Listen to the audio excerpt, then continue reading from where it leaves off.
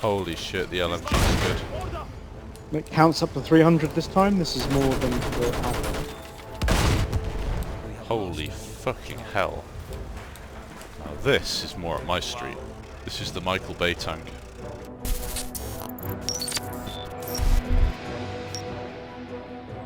The light tank in BF1 is an absolute blast. If you haven't already tried it in the beta, I highly suggest you do. Now the big question that I had when I first came into this game is, will tanking actually be fun? Will it be overpowered? Will it be balanced? Obviously the majority of my time in Battlefield games is spent in a vehicle. I had to really wrap my head around the fact that it's not going to be the same in BF1 because, you know, it's World War One. There aren't going to be as many vehicles as maybe the last couple of Battlefield, well, maybe not Hardline, but especially Battlefield 3 and Battlefield 4. That's not the case, however. Tanks are incredibly, I wouldn't say overpowered, but incredibly influential, as they should be in a Battlefield game. The only big problem I've got with them at the minute is there's not much to counter them as an infantry, but I'm sure with the main game coming out soon, there are going to be an equivalent of a rocket launcher or something similar, possibly a grenade launcher. Whether that's realistic to the time or not, I doubt it will be, but there's got to be something to counteract these vehicles in maps such as Sinai Desert, because people are going, well, even me, going on 40-50 kill streaks with these things without too much trouble or practice at all. This video, however, is going to focus on how you can actually make that work, and one of the loadouts that I've been using is an absolute blast.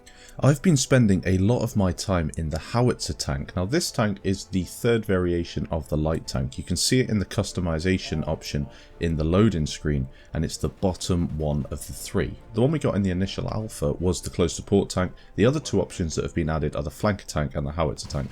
Flanker tank, not really played it too much, but it's not really for me by the looks of it, because I prefer a tank that packs a massive punch with its main shell, and the Howitzer tank does just that.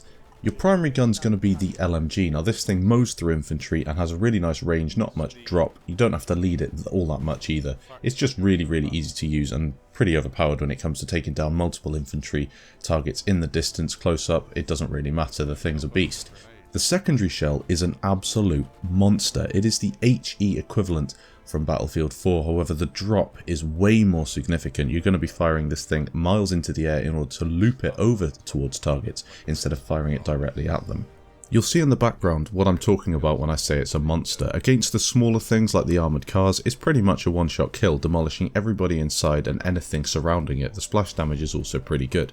When you come up against a small tank that might be one of the biggest threats to you on the battlefield, it's not really too much of an issue as long as you manage to get in a decent position to engage him at a closer range, because obviously you don't want to be firing these things long ranges because of the difficult drop.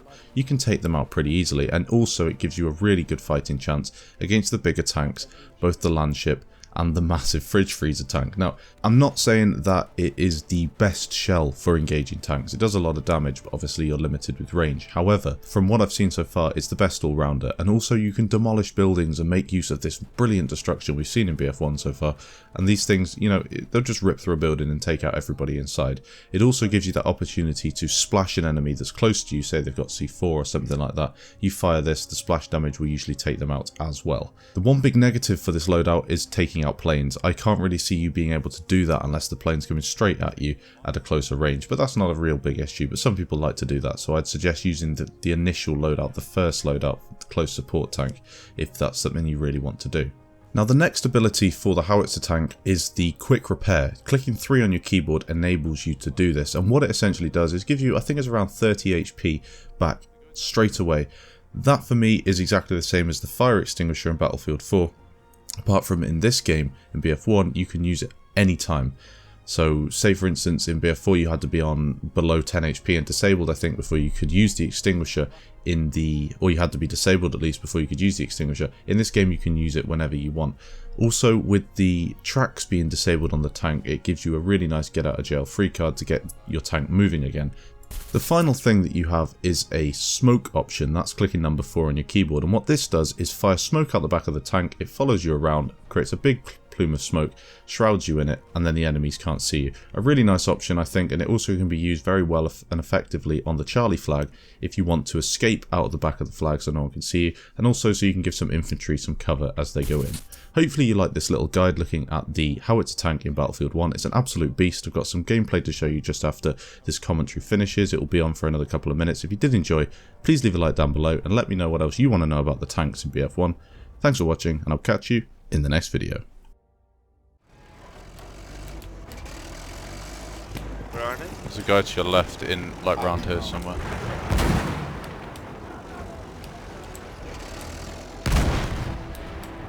Trying to kind of get him out of there. I'm going back this way. Guy in this thing. Oh man, this gun is wrecking a lot. Fuck, I want the minigun. Canister's way more fun, I think, but the minigun doesn't overheat. You know, you get more. I would at least be much more effective. Still haven't sorted out sensitivities or anything like that. I don't feel there's like a need to.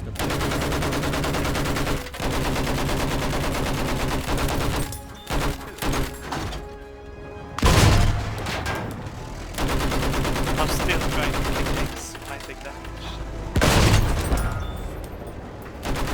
Take an objective.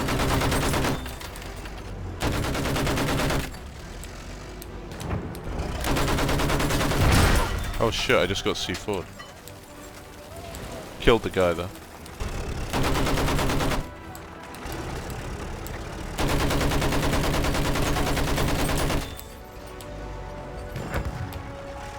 I want to see how much damage this shell does up against any tank, because I think I can wreck anything with this. From close range. What? Oh, wrong button. Ah. Yep, it Tell me one what time it bangs is. that. Holy shit. This thing's a beast.